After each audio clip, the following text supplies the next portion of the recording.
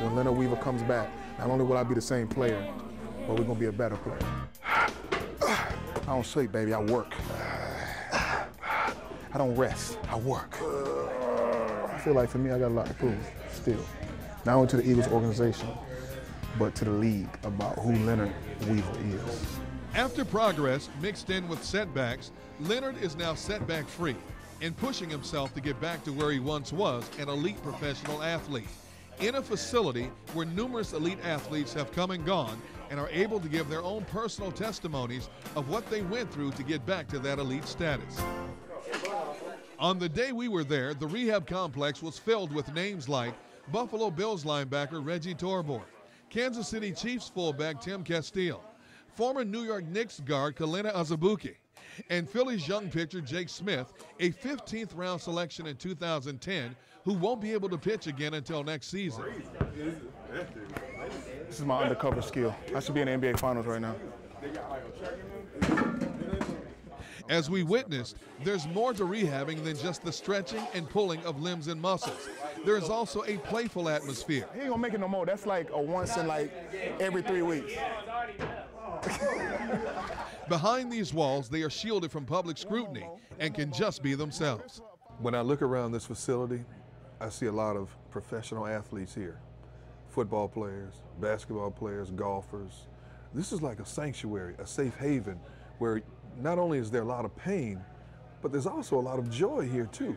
Everything that surrounds us, this is who we are. And nobody else can understand it if you ain't never been here. And so for us to come here, talk to each other, being able to combine those worlds, we all have one thing in common, and that's competition. And we all breed that. And so to be able to come here and talk about it and relate is a great deal because, I mean, we all understand. And then on top of that, you get to build phenomenal relationships. You never know who you may meet here. A friend for life. He may be a professional golfer, but you know what? Because he's a professional golfer, you're not going to befriend him because of that. It's because, man, this guy understands what you went through. He saw your struggles. He understands, man, this guy's been through a lot, so you can relate. This ain't a bunch of guys who can't do what we love to do, baby. We working up in here. The other athletes help provide a mental outlet for Weaver. He has no family or true friends in Birmingham, so in what downtime he does have when he's not rehabbing, he takes trips to Atlanta to work on his other passion, music. There you go again. You see, Weaver is the co-owner of CaJo Records along with gospel recording artist Canton Jones. And later this year, Leonard anticipates releasing his first album. Music is the only universal thing or tune that you can enter in to somebody's personal space without offending them or without asking them for their permission. Singing remains his secondary hobby. The music he truly wants to hear again is his name being called as he runs out of that tunnel and the roar of the crowd.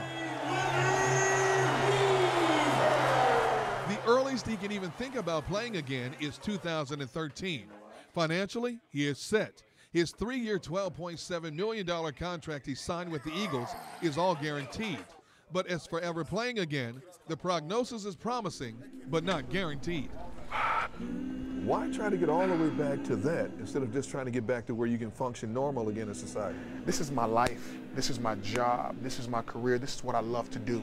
And I take it personal to the extent where I love the fact of competing. And so for me, man, it's not about people saying he can't play, he's not going to make it. What it is saying, I'm going to prove you wrong because I can do it. And with the help of God, I believe I can. Uh-oh, awareness done went down. And if there's one person you can never count out, it's Leonard Weaver. You see, most of his life has been about proving doubters wrong. All these things that stack up against you and that have been stacked up against me, I looked at as challenges and opportunities to prove not only people wrong, but also prove to myself that I'm a better person and player than what people think. And at the end of the day, it don't matter what no person says, but it matters what I believe. And that's the only thing that mattered to me. You've worked so hard to achieve your goals. And the only thing I haven't achieved in the NFL is a Super Bowl. And I come to Philly to do that. And I'm going to do it. I got to do it before I leave. Got to.